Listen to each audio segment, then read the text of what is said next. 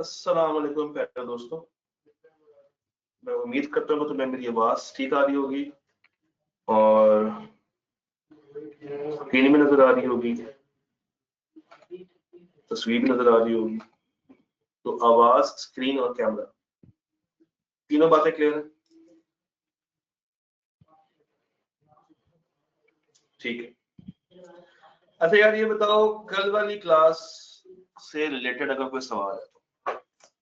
हाँ जी राजिया, लाइबा, डाटा में तो आप दोनों बड़े सवाल करती हैं, यहाँ पे बताएं यहाँ पे क्या सवाल है। इसके अलावा हमारे पास कबीर भाई हैं, जैन भाई हैं, बहुत अवाम है मगर सवाल पूछती नहीं है। सबूर बताओ यार। ताइला, मुझे कोई सवाल, कोई मसला, कोई परेशानी, मैं भी रैंडम नाम बोल रहा हूँ। नूरुल हुदा, हमजा, ईमान,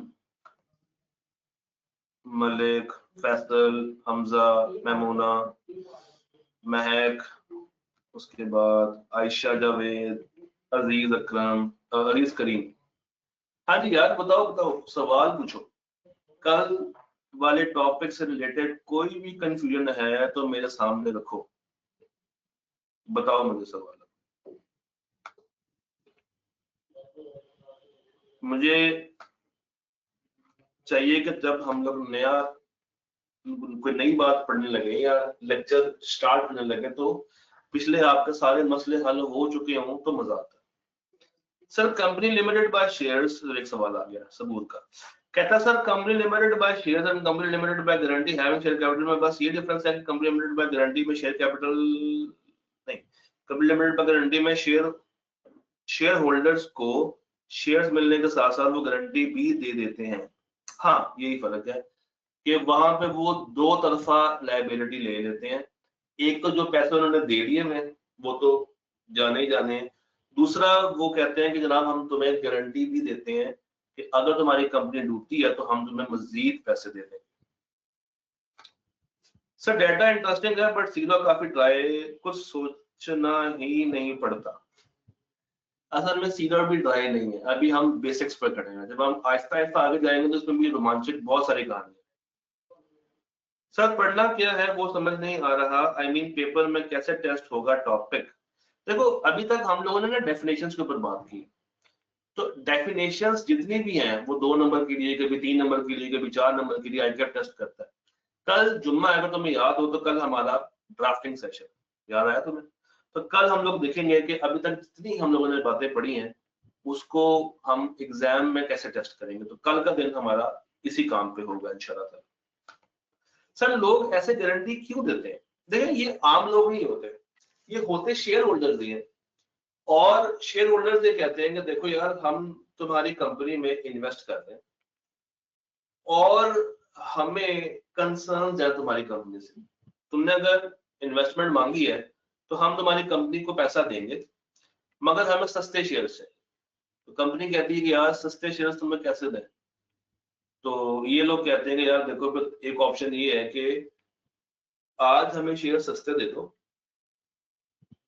कल को जब तुम्हारी कंपनी बंद होने जा रही होगी हम गारंटी दे देते हैं कि हम तुम्हें उस टाइम पे तुम्हें पैसे दे देंगे।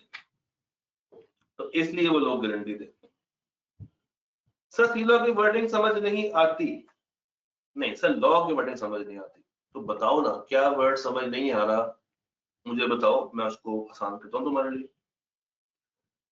फिर जितना पढ़ा है उतना ही टेस्ट में आएगा। हाँ हाँ, जितना पढ़ा है, जितना हमने वीक में कवर किया उतना ही आएगा ना बच्चे। Sir definition word to word memorise करनी है? जी बिल्कुल, डेफिनेशंस आपने हमेशा वर्ड टू वर्ड ही मेमोराइज करनी होती है।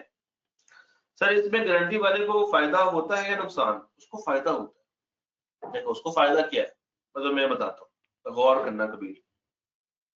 उसने आज सस्ते शेयर्स ले लिए और गारंटी की है कि अगर कंपनी बंद होगी तो मैं पैसे दूंगा। फर्स्ट कल कंपनी बंद नहीं होती और शेयर भी सस्ते लिए हुए हैं, उसको फायदा है कि नुकसान है? उसको फायदा है। दूसरा ये कि वो ऐसे भी कर सकता है कि वो आज सस्ते शेयर्स लेके प्रॉफिट अर्न कर ले और फिर बाद में बेच के चला जाए। मगर जिसको बेचेगा शेयर्स के साथ साथ वो गारंटी भी देनी पड़ेगी, यानी कि जो शेयर्स उससे लेगा जो बंदा शेयर्स लेगा दूसरे वाले से वो भी फिर गारंटी दे रहा होगा। क्या इनका प्रॉफिट भी ज्यादा होगा नॉर्मल शेयर होल्डर से? देखो प्रॉफिट तो डिपेंड करता है ना कि कितनी शेयर होल्डिंग है इनके पास, जितनी शेयर होल्डिंग होगी उतना प्रॉफिट मिल जाएगा, तो उसमें कोई मसला नहीं है। सर नुकसान 25 लाख का, सर नुकसान 25 लाख, कंपनी का share capital 20 lakh, company 20 lakh के लायबल और मेंबर्स के लिए मेंबर्स इतने के लायबल हैं जितना उन्होंने इन्वेस्ट किया है। बिल्कुल ऐसे ही है सर। शेयर कैपिटल कलेक्टिवली तो मेंबर्स के ही पैसे होते हैं। हाँ जी बिल्कुल ऐसे ही है। तो मेंबर्स के ही लायबिलिटी को हम फिर कंपनी की लायबिलिटी, जी जी बिल्कुल ऐसे ही, बिल्कुल ऐसे ही, बिल्कुल ऐसे ही। हाँ जी अजीज, परपेचुअल सक्सेशन कहते हैं कि कोई भी किसी भी टाइम पे अगर कंपनी के शेयर्स को बेच देता है तो उससे कंपनी की साख को कोई फर्क नहीं पड़ता, कंपनी चलती रहती है, पार्टनरशिप की तरह कंपनी बंद नहीं हो जाती। अगर आज मैं जो शेयर्स रखता हूँ फर्ज करो पीआईए के, वो किसी और को बेच दूं तो क्या पीआईए बंद हो जाएगी? क्या पीआईए अपना नाम बदल लेगी? क्या पीआईए के ऑपरेशंस रुक जाएंगे? नहीं, पीआईए चलती रहेगी। इसे कहते हैं perpetual succession. Sir company without registration exist कर सकती है? नहीं, कंपनी कभी भी रजिस्ट्रेशन के अलावा एग्जिस्ट नहीं कर सकती। सर अगर अनलिस्टेड पब्लिक कंपनी है जो स्टॉक एक्सचेंज पर शेयर्स नहीं बेच सकते तो सर फिर उसमें और अदर प्राइवेट में क्या डिफरेंस हुआ? वो भी तो स्टॉक एक्सचेंज पर नहीं होते। देखो गौर से मेरी बात सुनना हमजा, सवाल ये है, मैं सवाल को रिपीट करता हूँ। हमजा का सवाल ये है कि सर अगर अनलिस्टेड पब्लिक कंपनी है जो स्टॉक एक्सचेंज पे शेयर्स नहीं बेच सकती, देखो बेच सकती वाला वर्ड गलत है। एक कंपनी अनलिस्टेड क्यों है, हमें ये बात समझने की जरूरत है कि एक कंपनी अनलिस्टेड क्यों है। वो इसलिए अनलिस्टेड है कि उसने अपने शेयर्स खुद स्टॉक मार्केट पे नहीं रखवाए। वो नहीं चाहती कि उस कंपनी में कोई इन्वेस्टमेंट हो, मतलब वो बस लिमिटेड लोगों के साथ ही चलना चाहते हैं। मगर ये प्राइवेट कंपनी नहीं है, ये प्राइवेट कंपनी नहीं है, ये पब्लिक कंपनी, ये पब्लिक कंपनी, ठीक है। अच्छा एक प्राइवेट कंपनी, हमें पता है हमजा कि ये 50 से ज्यादा मेंबर्स के साथ नहीं चल सकती। फर्ज करो मेंबर्स 50 से बढ़ के 55 हो गए, 51 हो गए, 52 हो गए, और ये अभी भी यही चाहते हैं कि इनके शेयर्स कोई और ना खरीदे। तो अब मुझे बताओ कि ये जब पब्लिक में जाएगी तो ये अपने आप को लिस्टेड में करेगी कि अनलिस्टेड में करेगी? मुझे बताओ जरा शाबाश। ये अपने आप को लिस्टेड में लेके जाएगी कि अनलिस्टेड में लेके जाएगी? ये चाहते हैं कि इनके शेयर्स मजीद कोई ना खरीदे, तो ये पब्लिक कैटेगरी में जब जाएगी तो अपने आप को लिस्टेड में रखेगी कि अनलिस्टेड में रखेगी? ये अपने आप को अनलिस्टेड में रखेगी ताकि इसके शेयर्स स्टॉक मार्केट में इजीली खरीदे और फरोख्त ना जा सके।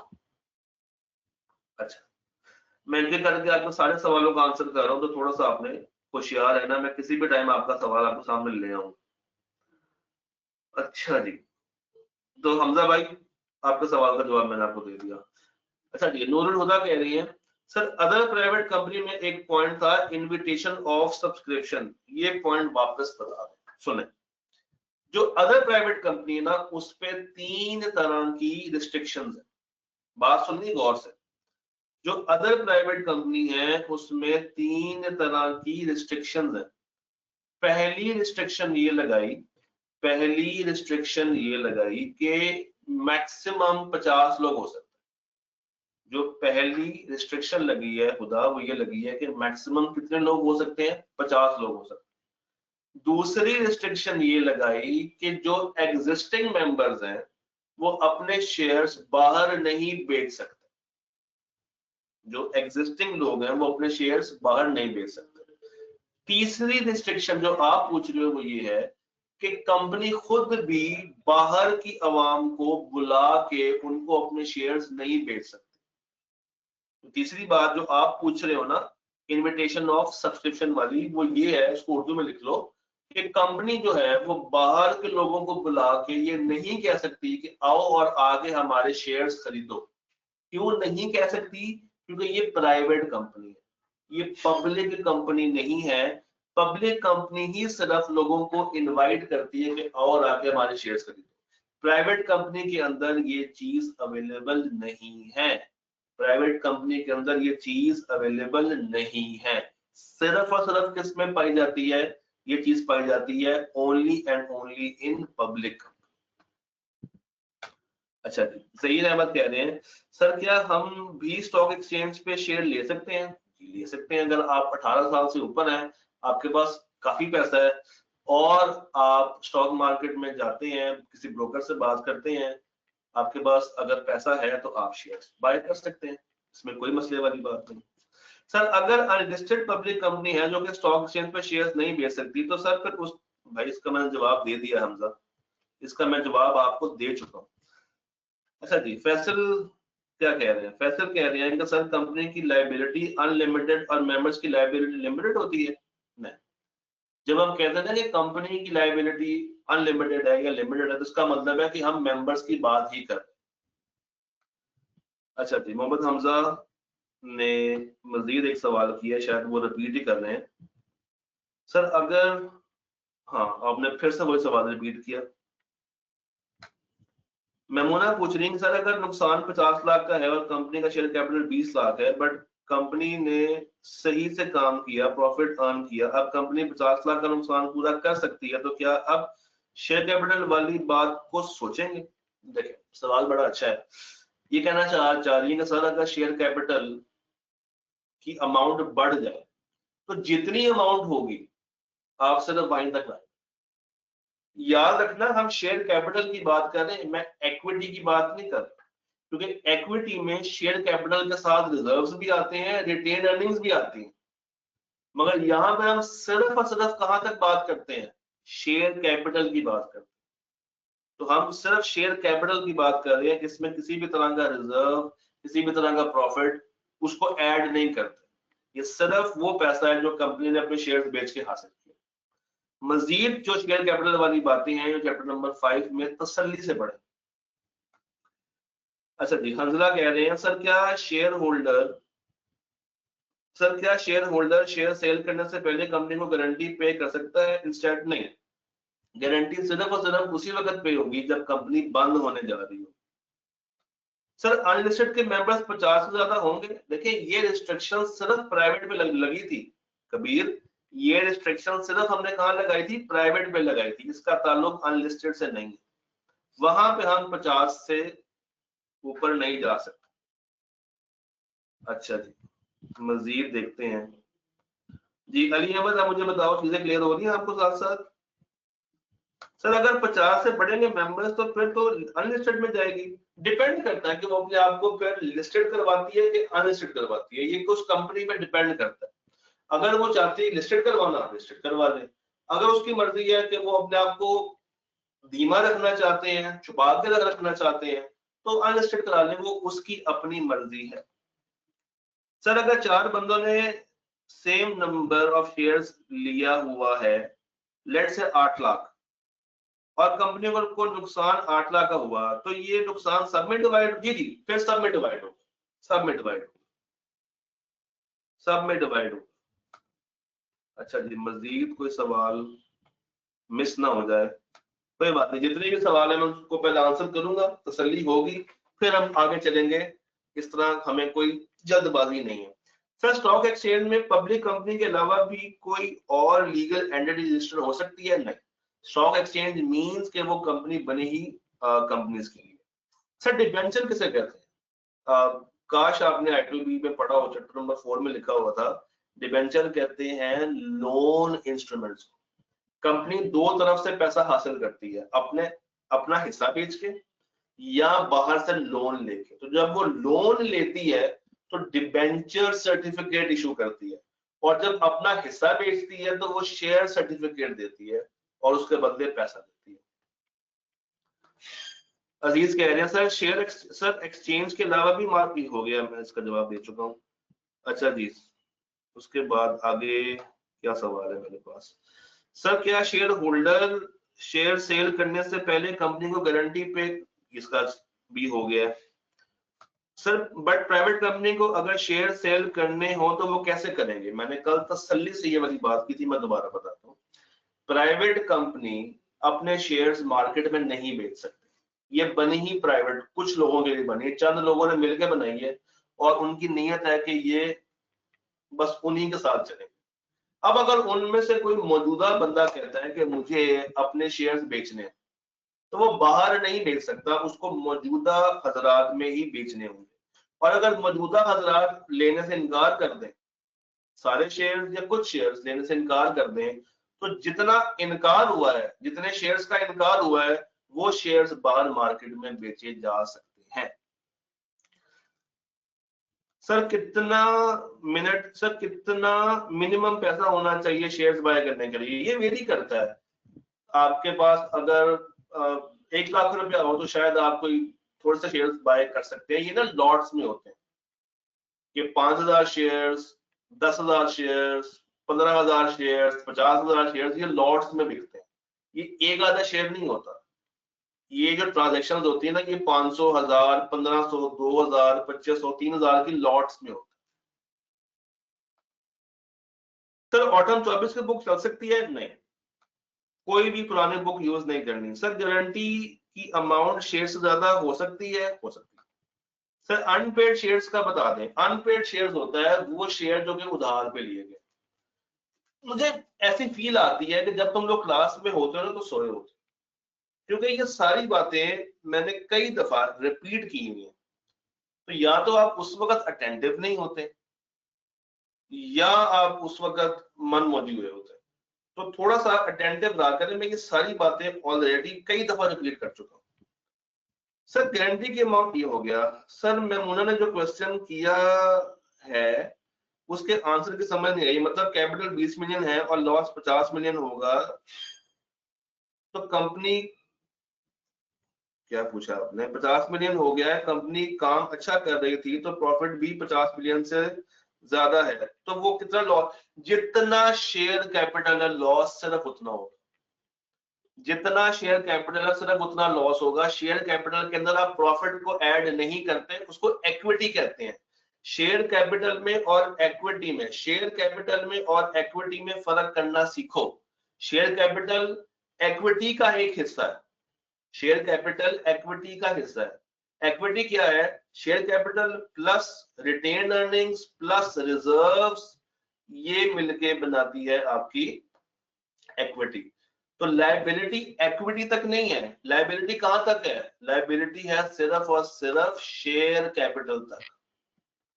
लायबिलिटी सिर्फ और सिर्फ कहां तक है? शेयर कैपिटल तक है। आपका सवाल खत्म ही नहीं हो रहा।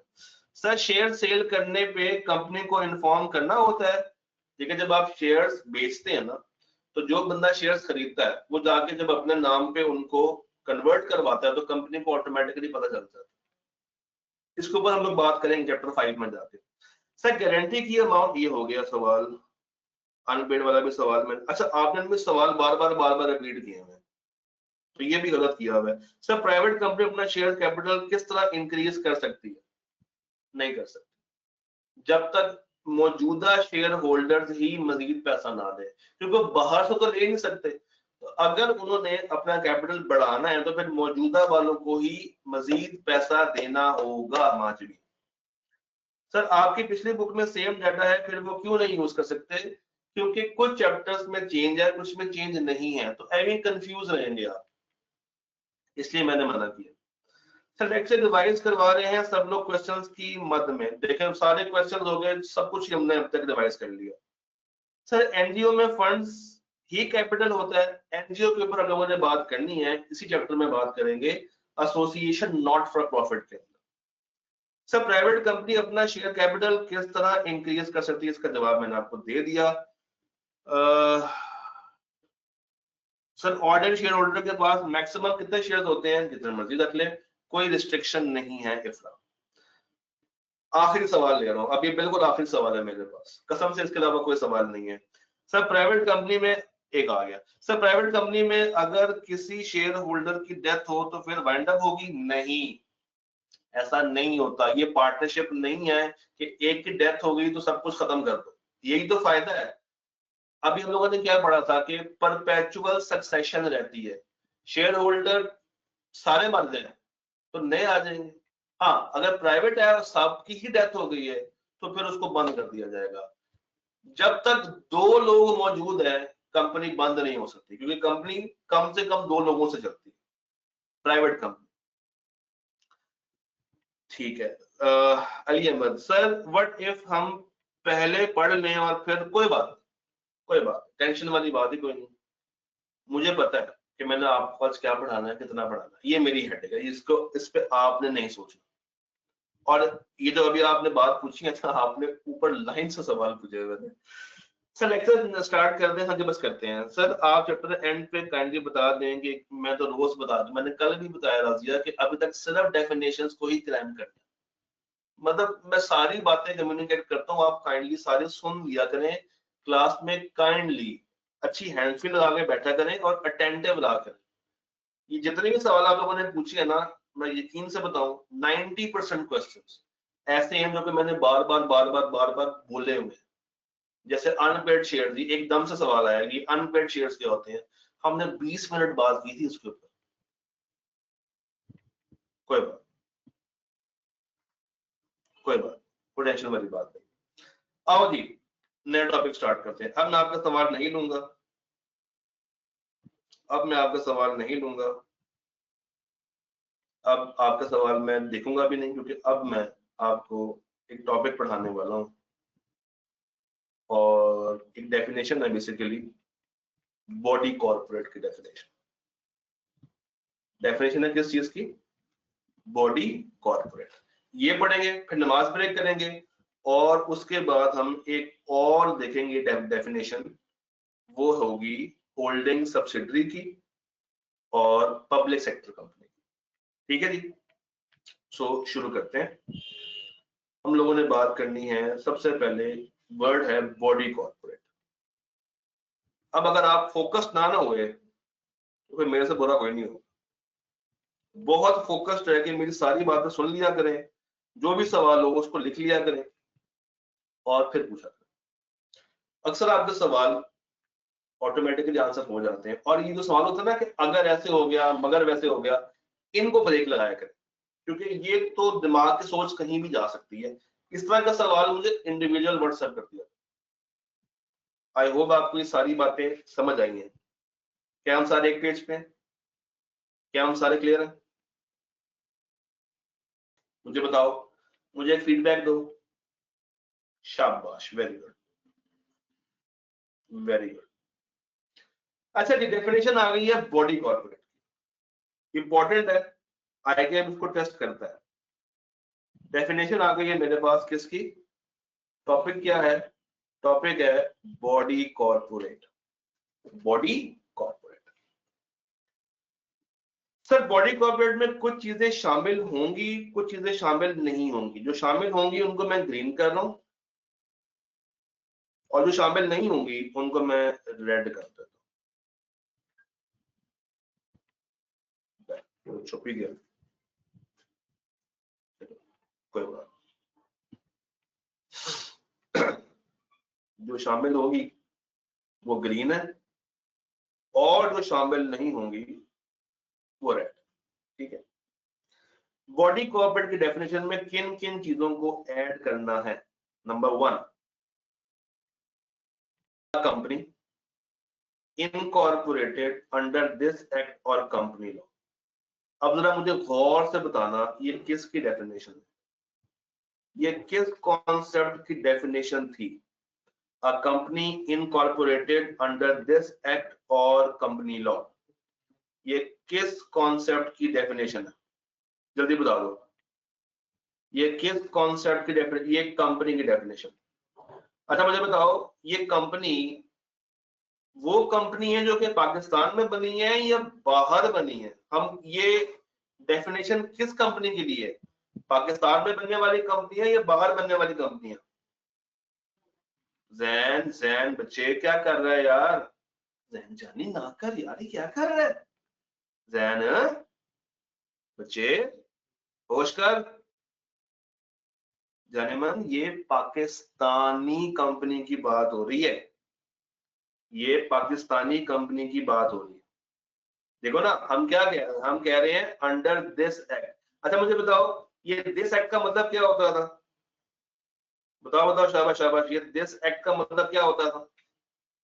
याद है कुछ? दिस एक्ट कौन सा एक्ट है, मुझे नाम बताओ। ये कौन सा एक्ट है दिस एक्ट? कंपनीज एक्ट 2000 कौन से वाला?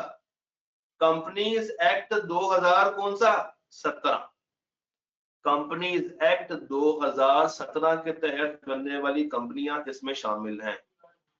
अच्छा, कंपनी लॉ से क्या मुराद था यार, बताओ जब भी, शाबाश शाबाश। कंपनी लॉ से क्या मुराद था? वो पुराने एक्ट, पुराने ऑर्डिनेंस जो 2017 से पहले के थे, याद करो कौन से, कोई 2-3 के नाम बता दो। 17 से पहले कौन सा था? 17 से पहले कौन सा था? 17 से पहले कौन सा था? 2016 एक्ट था या ऑर्डिनेंस था? 16 वाला एक्ट था कि ऑर्डिनेंस था, मुझे बताओ। 16 वाला ऑर्डिनेंस था। शाबाश, very good very good very good. तो बॉडी कॉर्पोरेट का मतलब है कि इसमें पाकिस्तानी कंपनियां आ जाएंगी। अगली बात, जरा खुद ही दूसरी डेफिनेशन पढ़ो और मुझे बताओ कि ये किस कंपनी की बात हो रही है। खुद तुमने बताना है, मैंने तुम्हें, तुम मुझे खुद ही बताओगे, पढ़ के बताओ। पढ़ो शाबाश, मुझे बताओ ये हम किस कंपनी की बात कर रहे हैं। जैन, आप मुझे बताओ बच्चे, ये कौन सी कंपनी है जैन?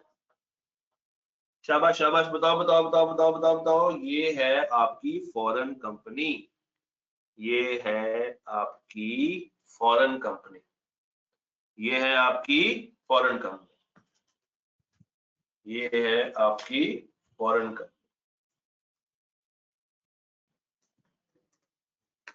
ये है आपकी फॉरेन कंपनी। ओके। अच्छा, इसका मतलब है कि जब भी वर्ड बॉडी कॉर्पोरेट आएगा तो मुझे बताओ कौन सी दो कंपनियां इसमें बाय डिफॉल्ट शामिल हो जाएंगी। मैं जब भी वर्ड बॉडी कॉर्पोरेट बोलूंगा या मैं जब भी वर्ड कॉर्पोरेशन बोलूंगा तो इसमें कौन सी दो कंपनियां हैं जो बाय डिफॉल्ट गिर जाएंगी? पाकिस्तानी कंपनियां भी गिर जाएंगी और फॉरेन कंपनियां भी गिर जाएंगी। डन है? डन हो गया। अच्छा, अब एक स्टेटमेंट लिखो, अब एक स्टेटमेंट लिखो, मतलब मैं लिखवाता हूँ। एक लाइन लिखो जरा। हाथ में कोई पेन पेंसिल है तुम्हारे? तुम्हारे हाथ में कोई पेन पेंसिल है? लिखवाऊं एक स्टेटमेंट? लिखवाऊं एक स्टेटमेंट? चलो लिखो, लिखो लिखो। अगर, देखो शाबाश, अगर कोई और कानून, अगर कोई और कानून, अगर कोई और कानून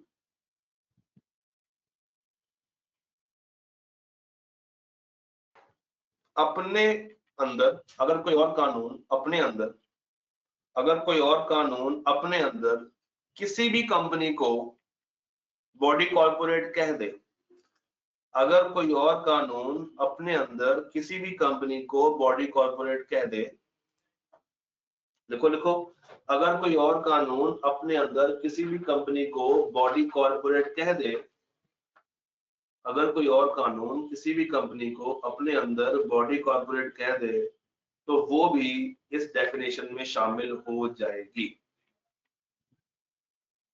तो वो भी इस डेफिनेशन में शामिल हो जाएगी। कोई और कानून से मुराद भला क्या है? कंपनीज एक्ट के अलावा कि कोई और कानून किसी भी कंपनी को बॉडी कॉर्पोरेट कह दे तो वो इस डेफिनेशन में शामिल हो जाएगी। ये तीसरा पॉइंट लिखा हुआ है। A body corporate declared as a body corporate in the relevant statute, in the relevant statute, in the relevant statute, अपने किसी कानून, अपने किसी भी कानून में। हाँ जी, जो अब मुझे बताओ तीन चीजें हैं जो शामिल करनी है इस डेफिनेशन में, वो कौन सी करनी है? पहली, देसी कंपनियां, दूसरी वलैती कंपनियां। तीसरी, हर वो कंपनी बॉडी कॉर्पोरेट कहलाएगी जब उसका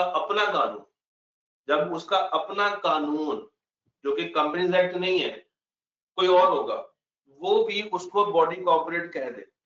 यानी कि अगर एक बॉडी कॉर्पोरेट किसी और कानून में बॉडी कॉर्पोरेट है तो वो इस कानून में भी बॉडी कॉर्पोरेट कहलाएगी। ये पॉइंट हम आज, अगर एक कंपनी किसी दूसरे कानून में बॉडी कॉर्पोरेट के नाम से लिखी हुई है या कोई और कानून उसको बॉडी कॉर्पोरेट मानता है तो कंपनीज एक्ट भी उसको बॉडी कॉर्पोरेट मान लेगा। अगर, मैं दोबारा बोलता हूं, गौर करना, अगर कोई और कानून एक कंपनी को बॉडी कॉर्पोरेट का दर्जा दे देता है तो कंपनीज एक्ट भी उसको बॉडी कॉर्पोरेट कह देगा। सिंपल सी बात।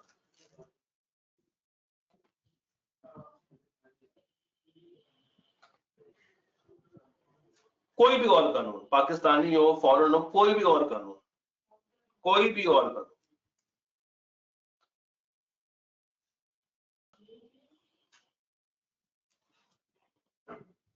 कोई भी और कानून। डन यहां तक? डन है यहां तक?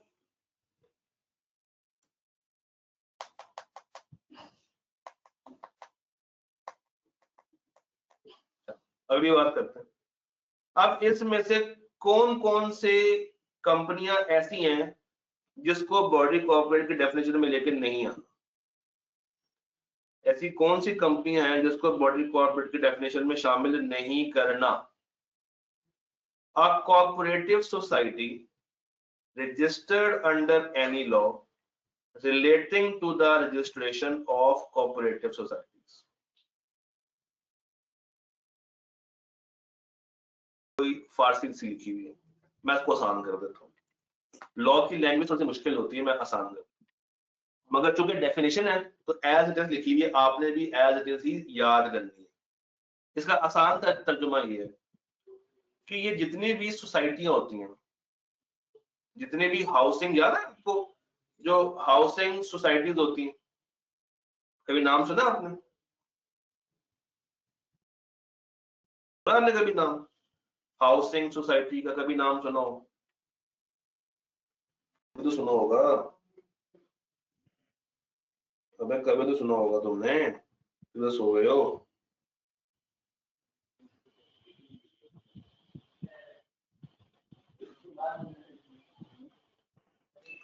अब ये होती क्या है, सुनो। कोऑपरेटिव सोसाइटी, ये आपने अगर याद करूं तो आपने आईटीबी में ये पढ़ा होगा चैप्टर नंबर 2 में। कोऑपरेटिव सोसाइटी एक ऐसी सोसाइटी होती है जिसमें लोग मिलजुल के काम करते हैं सबके बेनिफिट्स के लिए। तो कहता है कि अगर कोई ऐसी कोऑपरेटिव सोसाइटी है, अगर कोई कोऑपरेटिव सोसाइटी बनी हुई है जहां पे लोग मिलजुल के काम करते हैं कॉमन बेनिफिट के लिए, अगर कोई भी कोऑपरेटिव सोसाइटी बनी हुई है जहां पे लोग मिलजुल के काम करते हैं कॉमन बेनिफिट के लिए, और वो रजिस्टर्ड भी है किसी भी लॉ के तहत, किसी भी और लॉ ने यानी कि कंपनीज एक्ट के अलावा किसी भी लॉ ने अगर उसको रजिस्टर किया हुआ है तो वो आपने इस डेफिनेशन में शामिल नहीं करनी। आसानी के लिए, कोऑपरेटिव सोसाइटी इसका पार्ट नहीं है, चाहे वो रजिस्टर्ड हो अपने किसी भी कानून में, स्टिल हम उसको बॉडी कॉर्पोरेट की डेफिनेशन में नहीं लेके, हम उसको बॉडी कॉर्पोरेट की डेफिनेशन में शामिल नहीं करेंगे। सर ये बात समझ आती है आपको? क्या ये बात आपको समझ आती है?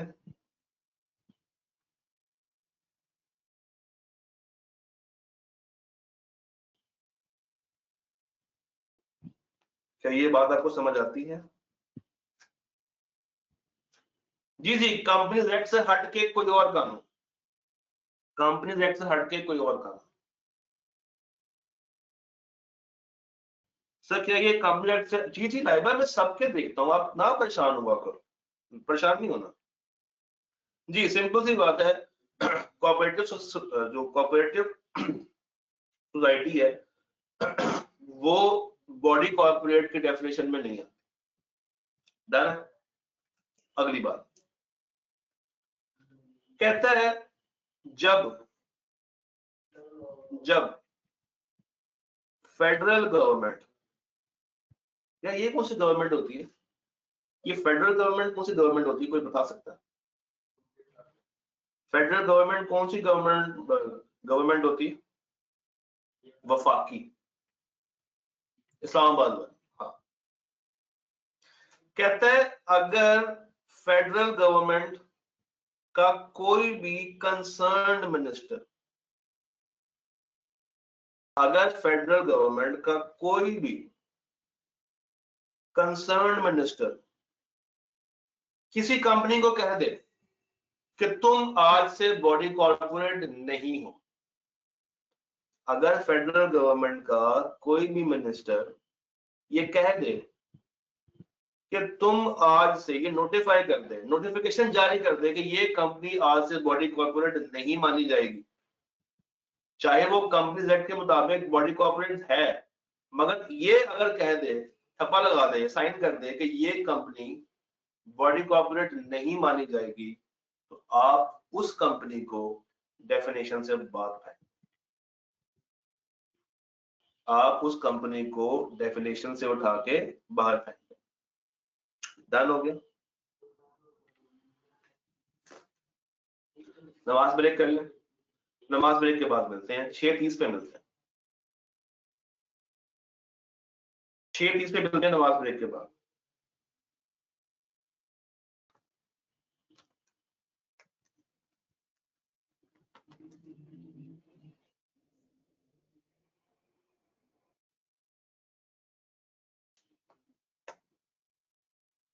नमाज के बाद मिलते हैं 6:30 पे, मैं यहाँ पे लिख भी देता हूँ। नमाज के बाद मिलते हैं, फिर मैं आपको सारे सवालों का जवाब देता हूँ।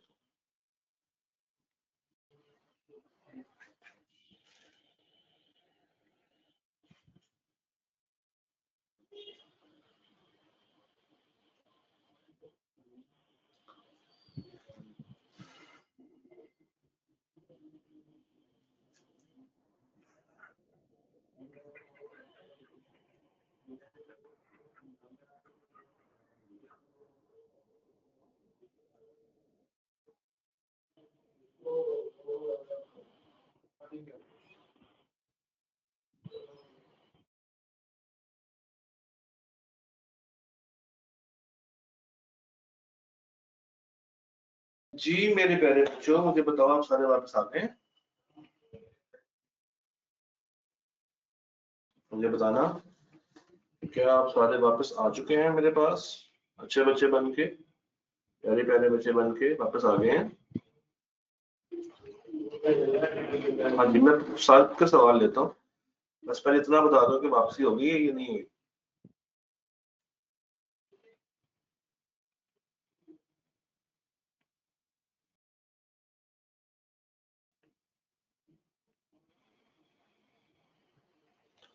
ठीक है सर, एक कंफ्यूजन है जी, लाइबा बताएं क्या कंफ्यूजन, बताएं क्या कंफ्यूजन है आपको? सर लास्ट पॉइंट दोबारा बता दें, मैं बता देता हूँ। मैं वो ना सर पॉइंट 1 थोड़ा बता दें, मैं वो भी बता देता हूँ, मैं वो भी बता दूँ। हाँ जी लाइबा, क्या परेशानी है?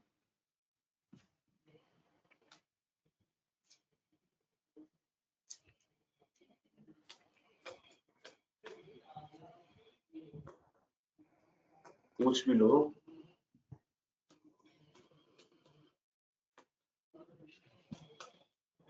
वो तो मैंने बताना है आपको, ऑर्डिनेंस और एक्ट पर तो आपको बताना है, उसके अलावा कोई सवाल बताओ, वो भी मैं बताता हूँ। सर जो थर्ड पॉइंट आपने बॉडी कॉर्पोरेट का बताया है, कोई भी कंपनी जो किसी और लॉ के अकॉर्डिंग बॉडी कॉर्पोरेट है वो कॉर्पोरेट, अच्छा मैं दोबारा बता देता हूँ, मैं दोबारा से बता दूं। मुझे लगता है कि हम आगे शायद ना ही जा पाए क्योंकि अभी आपका सवाल आ रहे हैं।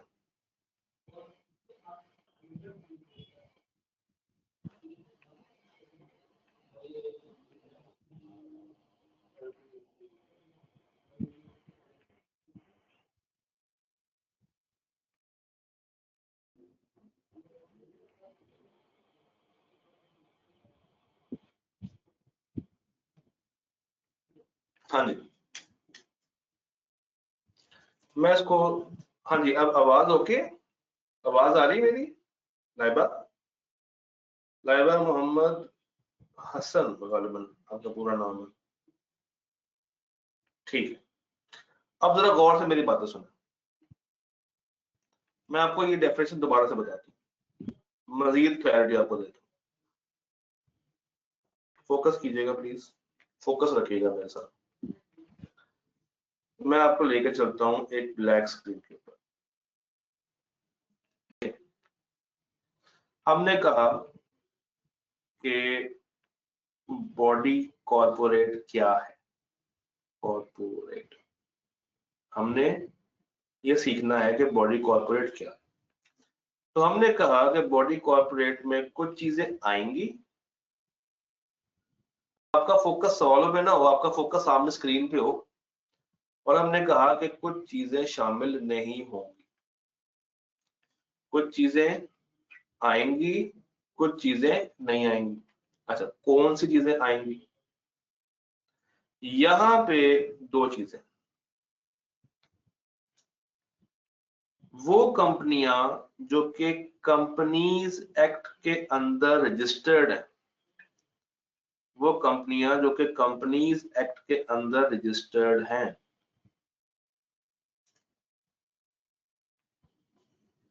वो कंपनियां जो कि कंपनीज एक्ट के अंदर रजिस्टर्ड हैं, यानी कि आपकी लोकल कंपनी, चाहे वो 2017 के कानून में हो, चाहे वो 2016 के कानून के मुताबिक हो, या उससे पुराने जितने भी रिपील्ड हो चुके। फिर हमने कहा कि इसमें फॉरेन कंपनियां भी आएंगी। क्या कहा? कि इसमें फॉरेन कंपनियां भी आएंगी। फॉरेन कंपनी क्या होती है? जो रजिस्टर्ड तो बाहर हुई है मगर पाकिस्तान में प्लेस ऑफ बिजनेस रखती है। याद है हम लोगों ने इसकी डेफिनेशन देखी थी, ये पाकिस्तान में प्लेस ऑफ बिजनेस रखती है, पाकिस्तान में इसका लाइजॉन ऑफिस है, पाकिस्तान में काम कर रही है। अच्छा, फिर हमने कहा कि इसमें एक तीसरी कैटेगरी को भी ऐड करें। अब वो कैटेगरी कौन सी है? कुछ ऐसी कंपनियां होती हैं जो कि कंपनीज एक्ट में रजिस्टर्ड नहीं होती, कुछ ऐसी कंपनियां होती हैं जो कि कंपनीज एक्ट के एम्बेड में नहीं आती। जैसे फॉर एग्जांपल मैं दो मिसालें देता हूं। एक होती है बैंकिंग कंपनीज और एक होती है इंश्योरेंस कंपनीज।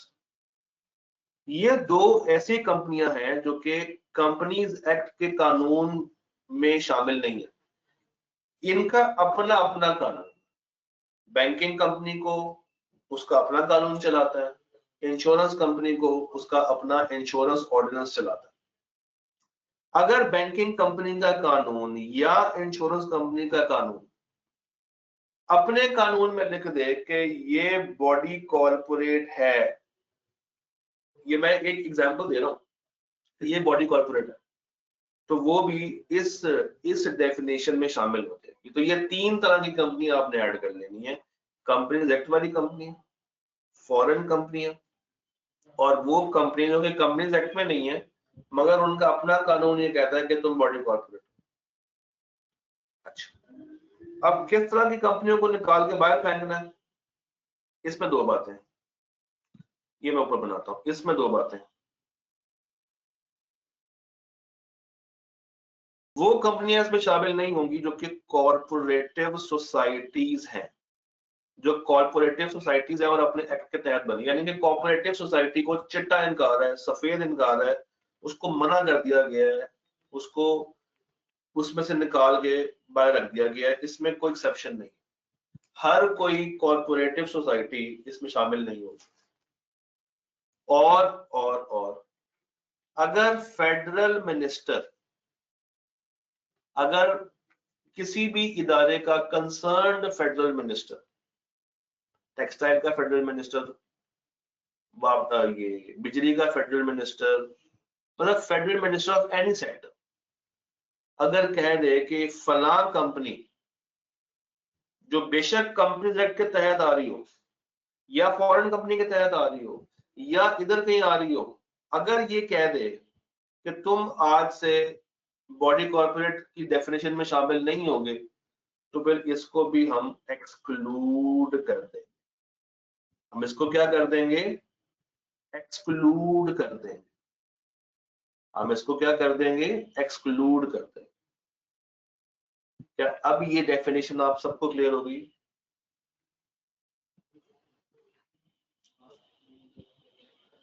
नहीं, इंक्लूड नहीं कर सकता, वो एक्सक्लूड कर सकता। कॉर्पोरेट सोसाइटी क्यों नहीं आती है? क्योंकि इनका मकसद बिजनेस करना नहीं होता, इनका काम होता है हेल्प करना। ये म्यूचुअल बेनिफिट्स के लिए काम करती है, शॉर्ट टर्म के लिए होते हैं, तो इसलिए माजिमीन इनको शामिल नहीं करते।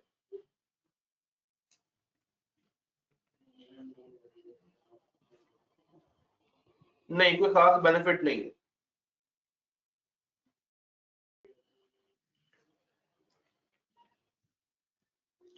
मुझे बताओ, ये स्लाइड क्लियर हो गई है? मैं इस स्लाइड से बाहर आ जाऊं? ये स्लाइड सबको ओके है? अच्छा जी, ब्रैकेट में ये लिखा हुआ था, not being a company as defined in this act, यानी कि एनी अदर एंटिटी, कोई और एंटिटी, कोई भी और एंटिटी को अगर फेडरल मिनिस्टर कह दे फॉर द टाइम में, कुछ अरसे के लिए कह दे कि भाई अब तुम इसमें नहीं हो, तो वो गायब हो जाए। यार ये हाउसिंग सोसाइटी मैंने आपको बताया, तो मैं कोऑपरेटिव सोसाइटी की जो सबसे आसान एग्जांपल है, दैट इज हाउसिंग सोसाइटी, जो सिर्फ चंद घरों के लिए मखसूस हुई, जो सिर्फ चंद घरों के लिए मखसूस बनी। हर कंपनी को, फैसल मैंने बताया, मैंने पहले भी बताया कि हर कंपनी को रजिस्टर होना है।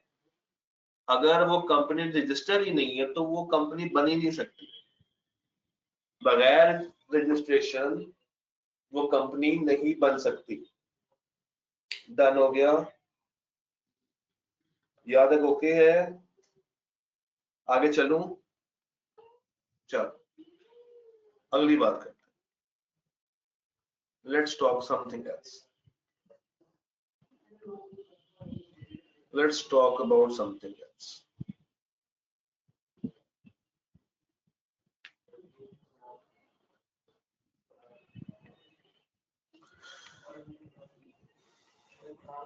टॉपिक है होल्डिंग कंपनी और सब्सिडरी कंपनी। ये भी डेफिनेशन है, होल्डिंग कंपनी और सब्सिडरी कंपनी। मैं साथ साथ बोलो, टॉपिक का नाम क्या है? होल्डिंग कंपनी और सब्सिडरी कंपनी। होल्डिंग कंपनी और सब्सिडरी कंपनी, बोलो मेरे साथ साथ, holding company, subsidiary company, holding company, subsidiary company. सब ये है क्या?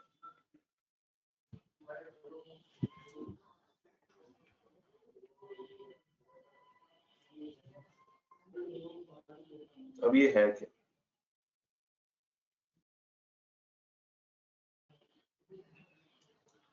देखो, कभी कभी ऐसे होता है, कभी कभी ऐसे होता है कि एक कंपनी दूसरी कंपनी को कंट्रोल करना शुरू कर देती है। कभी कभी ऐसे होता है कि एक कंपनी दूसरी कंपनी को कंट्रोल कर रही होती है। एक कंपनी दूसरी कंपनी को कंट्रोल करती है। तो जो कंपनी कंट्रोल कर रही है, जो कंपनी कंट्रोल कर रही है दूसरी कंपनी को, वो कहलाती है होल्डिंग कंपनी, और जो कंपनी कंट्रोल की जा रही है वो कहलाती है सब्सिडरी कंपनी। जो कंपनी कंट्रोल कर रही है वो कहलाती है होल्डिंग कंपनी, और जो कंट्रोल की जा रही है वो कहलाती है सब्सिडरी कंपनी। तो अगर मैं डेफिनेशन की बात करूं तो holding company means a company, कहता है होल्डिंग कंपनी एक कंपनी है, कहता है होल्डिंग कंपनी एक कंपनी है जो उस वक्त होल्डिंग कंपनी बनेगी, यानी कि होल्डिंग कंपनी एक ऐसी कंपनी है जो कि उस वक्त होल्डिंग कंपनी कहलाएगी। कब कहलाएगी? जब, सिर्फ और सिर्फ उस वक्त कहलाएगी जब ये किसी की होल्डिंग बन जाए, या ये उस वक्त होल्डिंग कंपनी कहलाएगी जब इसकी कोई सब्सिडरी कंपनी हो। ये उस वक्त होल्डिंग कंपनी कहलाएगी जब इसकी कोई सब्सिडरी कंपनी हो। यानी कि जब तक एक कंपनी की सब्सिडरी कंपनी नहीं है वो होल्डिंग कंपनी नहीं कहला सकती। ये ऐसा ही है कि जब तक एक बंदा शादी नहीं करता वो शादीशुदा नहीं कहला सकता, जब तक एक बंदा का बच्चा पैदा नहीं होता वो बाप नहीं कहला सकता।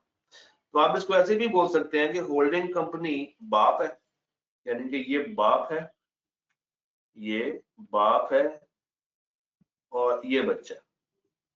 होल्डिंग कंपनी बाप है और सब्सिडरी कंपनी उसका बच्चा, और बाप का बच्चे पे क्या होता है? कंट्रोल होता है। बाप का बच्चे पे कंट्रोल होता है ना। तो तकरीबन यही कॉन्सेप्ट है कि होल्डिंग कंपनी एक ऐसी कंपनी है जिसका दूसरी कंपनी पे कंट्रोल है। और होल्डिंग कंपनी कब होल्डिंग कंपनी कहलाएगी? सिर्फ और सिर्फ तब होल्डिंग कंपनी कहलाएगी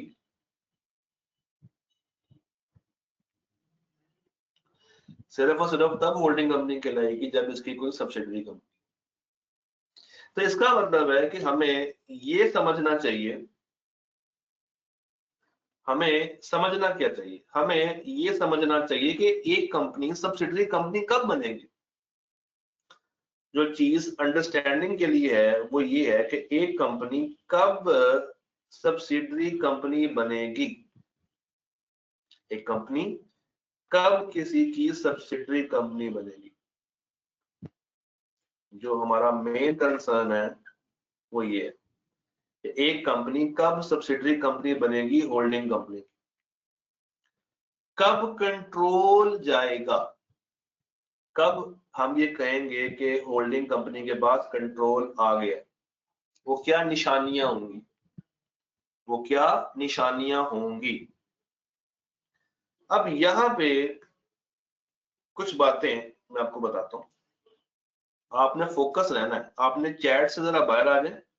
आपकी बड़ी मेहरबानी है, चैटिंग से बाहर आ जाए, क्योंकि आप लोग तो बाज नहीं आने वाले, तो मैं फिर चैट नहीं देखूंगा आपकी। जब कॉन्सेप्ट दिया जा रहा हो तो आप लोग चैट में बिजी हो जाते, अच्छी बात नहीं। नंबर वन, जब एक कंपनी जब एक कंपनी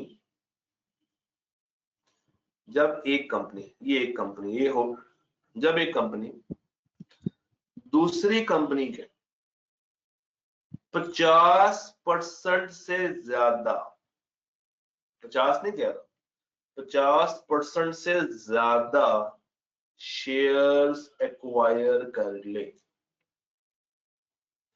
अगर कंपनी ए है, उसने कंपनी बी के 61% शेयर्स खरीद लिए, तो हम ये कह सकते हैं कि अब ये ए होल्डिंग बन गई है और बी सब्सिडरी बन गई है। ए होल्डिंग बन गई है और बी सब्सिडरी बन गई। ए कंपनी ने बी कंपनी के 61% शेयर्स जब एक्वायर कर लिए तो ए होल्डिंग कंपनी और बी उसकी सब्सिडरी कंपनी बन। तो पहली शर्त ये है, यानी कि पहली कंडीशन ये है, पहला तरीकाकार ये है कि एक कंपनी दूसरी कंपनी के आधे से ज्यादा शेयर्स एक्वायर कर। अब जरा फोकस कीजिएगा, दो वर्ड्स बोलूंगा, डायरेक्टली खरीद ले, डायरेक्टली खरीद ले या इनडायरेक्टली खरीद ले। डायरेक्टली खरीद ले या इनडायरेक्टली खरीद ले। अब ये दोनों में क्या डिफरेंस है, ये मैं कल तुम्हें बताऊंगा एक क्वेश्चन के साथ। कल मैं तुमसे एक न्यूमेरिकल सॉल्व करवाऊंगा, आईकैप के पास है, बस का एक न्यूमेरिकल है बड़ा अच्छा, वहां से तुम्हें क्लियर करवाऊंगा कि what is the difference between direct acquisition and indirect acquisition. तो अगर ए ने बी के 61% शेयर्स ले लिए डायरेक्टली या इनडायरेक्टली, तो ए होल्डिंग बन जाएगी, बी सब्सिडरी बन जाएगी। ये है पहला तरीका। दूसरा तरीका ये है कि अगर एक कंपनी 50% से ज्यादा शेयर्स नहीं खरीदती, वो फर्ज करो खरीदती है 35% शेयर्स, वो खरीदती है 40% शेयर्स, तब भी वो होल्डिंग बन सकती है, तब भी वो होल्डिंग बन सकती है। अब आप कहेंगे सर कैसे? तो ये उस वक्त होल्डिंग कहलाएगी जब इस एच के पास पावर आ जाएगी, इस कंपनी के मेजॉरिटी डायरेक्टर्स को अपॉइंट करने की पावर मिल जाएगी। यानी कि जब ये एच कंपनी डिसाइड करेगी कि एस कंपनी में कौन कौन से डायरेक्टर्स ने बैठना है, किन किन डायरेक्टर्स को निकालना है, किसको लाना है, किसको निकालना है, जब ये ताकत मिल जाएगी एच को या किसी भी कंपनी को, तो हम कहेंगे कि वो होल्डिंग है। बेशक 50% से कम शेयर होल्डिंग, बट अगर उसके पास ताकत है मेजॉरिटी डायरेक्टर्स को अपॉइंट करने की। अब आप कहेंगे सर ये मेजॉरिटी किसे कहते हैं, मेजॉरिटी का मतलब क्या होता है? तो मैं एक एग्जांपल के थ्रू आपको बताता हूँ। फर्ज करो 8 डायरेक्टर हैं किस कंपनी के, 8, और इन 8 में से 6 डायरेक्टर्स को कंट्रोल कर रही है ये एच कंपनी। तो मैं कहूंगा 8 में से 6 एक मेजॉरिटी पोर्शन है, 8 में से 6 एक मेजॉरिटी पोर्शन। अच्छा कैसे? मेजॉरिटी का मतलब होता है 50% से ज्यादा, यानी कि सीधी सी बात है, एक कंपनी दूसरे कंपनी के 50% से ज्यादा शेयर्स खरीद ले, वो होल्डिंग बन जाए, नहीं खरीदे कोई बात नहीं। अगर एक कंपनी दूसरे कंपनी के 50% से ज्यादा डायरेक्टर्स को कंट्रोल कर सकती है, अगर एक कंपनी दूसरी कंपनी के 50% से ज्यादा डायरेक्टर्स को कंट्रोल कर सकती है, तो तब भी एक होल्डिंग कंपनी बन जाएगी और एक सब्सिडरी कंपनी बन जाएगी। क्या आपको ये दोनों बातें क्लियर हुई? मुझे बस इतना बता दें, क्या ये दोनों बातें समझ आई? या शेयर्स खरीद ले 50% से ज्यादा, या डायरेक्टर्स बिठाने की ताकत रखे 50% से ज्यादा। आज की आखिरी बात करूंगा, बिल्कुल आखिरी बात करूंगा, बिल्कुल आखिरी बात करूंगा। एक वर्ड बस तुम्हें बताना है, एक वर्ड बताऊंगा, बाकी डिटेल में हम कल जाएंगे ड्राफ्टिंग के साथ, अदरवाइज तुम कंफ्यूज रहोगे। एक आखिरी बात कर रहा हूं, बिल्कुल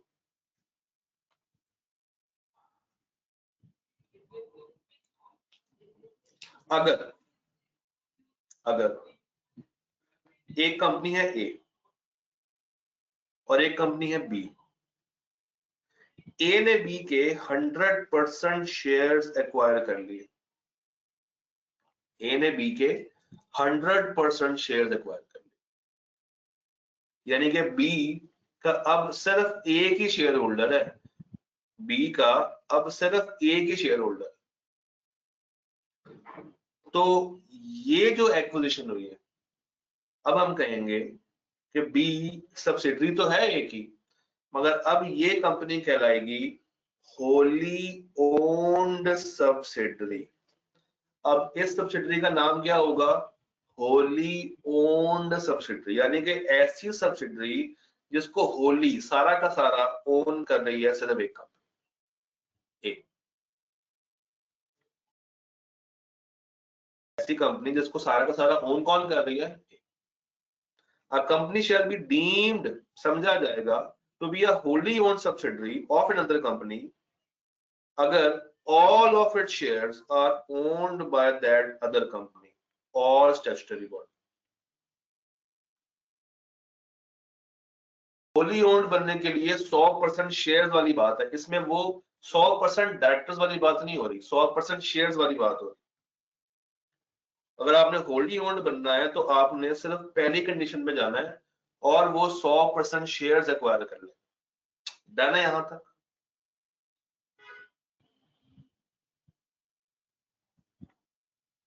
डन है यहां तक?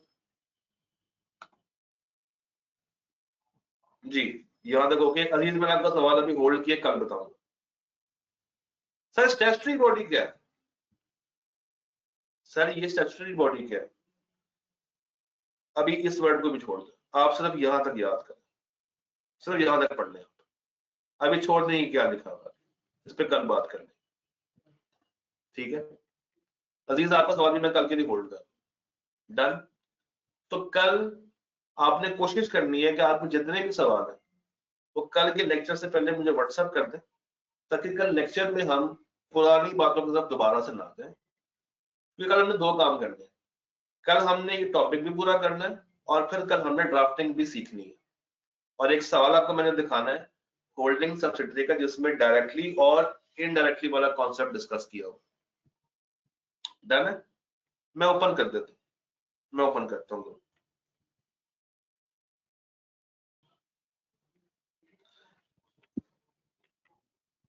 डन है? अच्छा, इसमें अगर आपने कोई अकाउंटिंग वाली डेफिनेशन पढ़ी है तो वो अभी आपने इग्नोर करनी है।